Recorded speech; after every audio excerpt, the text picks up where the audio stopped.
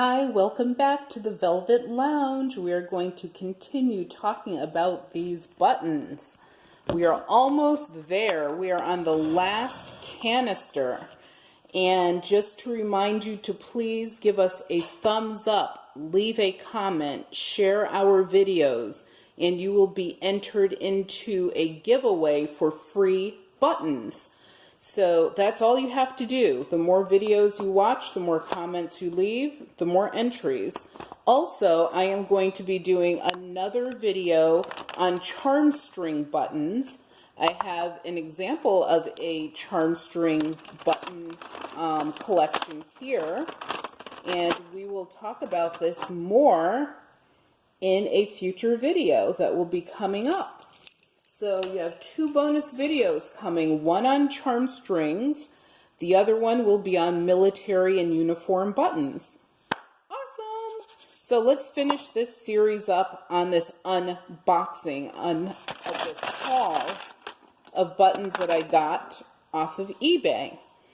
And this is the worst canister inside as far as the velvet goes. It's not bad, it's just like not as nice as the others, but the outside is equally as gorgeous. So our last canister has the letter T on it. So this one has a really cool button I can see right off the bat, which is this button, which is one of the fireproof buttons. They call them urea, U-R-E-A buttons, and they're made from like organic compounds, but they're made to be fireproof. This one is textured.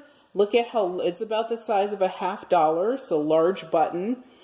And I don't often get the rolled back on it like this for the shank, but hopefully you can get a good look at that. This has a nice, what they call a knob applied shank on the back. Really nice button. Can't wait to use that on something. And like I said, I'm just going to try to concentrate on the most interesting buttons. I think there were golden buttons like this in another one of those canisters. These are silver, and you can see what the backs look like on those. And it has like two lions, one on the left, one on the right, with a shield in the center. So, pretty cool buttons. Definitely, you know, you can make a lot of things with those. This is just a large. This is similar to the other red one. I don't know what, there's actually a few of them in this particular container. And here are a couple that, these are actually pretty interesting. They're like a shield, and they're like hammered like that. You can see the design there. I think you see the texture of that. And then this is what the back looks like. There's a couple of those in here. These are pretty, nothing special. You have a couple of those cool blue, oh, here you go.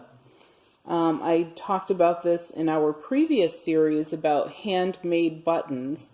These are actually made of material. In the middle, there's like a cardboard or something. So you could actually make your own buttons out of what you had around the house. And this is probably scrap material, but what someone did with this is they wove it. They actually took strips of material, wove them together to get this pattern, and then of course, the cardboard is in the middle, and you could see the hand stitching around the edge where they put this black backing on it. And then to attach this to your clothes, you would just sew directly through the material on the back. So that is a very cool button. That's a lot of work. Like, to make your own buttons like this is, you know, it's not something that you're just like, oh, let me make a button. I mean, it takes time, it takes thought, engineering, and also it has to be very functional and be able to go through being washed, worn. So, you know, if someone made buttons, they actually had a bit of a talent there. Here is a square black button. And this is not Bakelite, so I'm not sure what it's made out of. Probably just a standard plastic maybe. But it's a pretty cool button. I like the shape of it.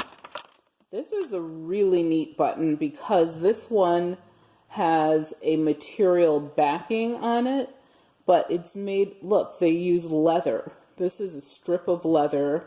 This is, material. Once again, someone wove this button, probably the same person that made the other one, as material on the back for you to attach it to your clothes.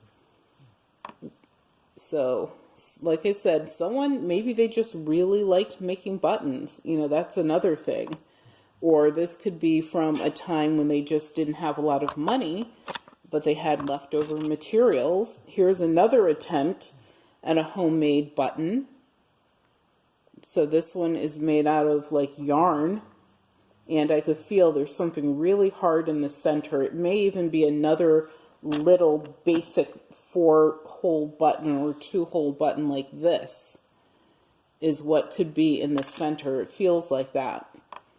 And then they wrapped all of this yarn around it, and you always had a tail at the end so that you could pick it up, easier for sewing, and then you would just cut this excess off. So this container has a few homemade buttons in it. Here's one of my favorites as far as, button construction. But this one is in black. This is a Bakelite button as well. And some people will be like, well, how do you know they're Bakelite? You didn't test them. When you've done this long enough, if you collected long enough, you know. But before you sell them, if you sell them, you should, of course, always test them just to make sure. This is a cool button, probably from the 1960s. And this is what it looks like on the back. And I will show you the front again. Try to angle it because it has a really cool texture to it. These lines they're vertical. Let's see if I can hold it any better. There you go. Really nice button. Once again, really nice large buttons in this collection. The other buttons, there's a lot here. I will even tilt the camera for you, that are just a variety of colors, blue mostly.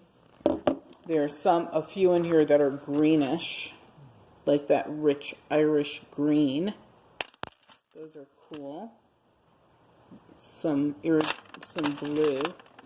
And that's pretty much it. So we got through all of them, all of those containers. There were so many buttons. I can't wait to do some projects with these. And just to review with you, I will have a video coming up on charm string buttons. I will have a video coming up on military uniform buttons, not just military, fire departments, police departments, etc. All sorts of uniforms, as well as some unique uniforms that you probably didn't think of maybe. Also, please remember our giveaway, our drawing, so that you can win some of our free buttons. 100% free, no postage needs to be paid, you don't have to pay anything. All you need to do is subscribe to our videos and, give us a thumbs up, leave a comment, share the videos. The more of that you do, the more entries you will get. And you could watch, we have like 6 or 7 videos out there right now, and we will have 3 or 4 of them just on this lot of buttons that we have. And like I said, the other 2 bonus videos will be coming up too. So after we finish those 2 videos and we publish them, that is when, we will start keeping tally. So don't worry about us missing your entry, which is simply commenting on the videos, giving a thumbs up, sharing. We are going to go through and make sure we double check and get every entry for you. So thanks so much for tuning in to the Velvet Lounge. Once again, we enjoy doing these button sessions. They're very informal, as you can see. I have nothing, I'm sitting in on our sectional here in our family room, one of the family rooms, and it's just raw footage because we just want to give you the information. If you can tell us what the letters mean that are on top of these canisters, that would be greatly appreciated. Once again, they're from about 1850, 1880 circa. And the whole set is complete. So take care and enjoy your day.